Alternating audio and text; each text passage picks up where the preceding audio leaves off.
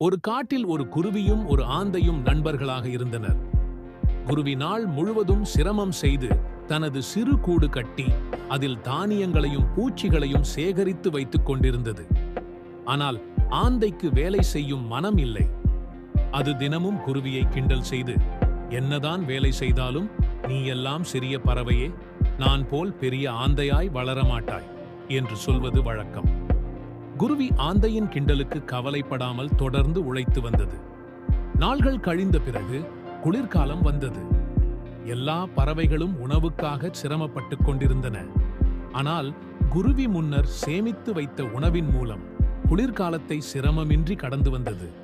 ஆனால் ஆந்தைக்கு உணவு எதுவும் இல்லாமல் குளிர்காலத்தில் துடித்தது.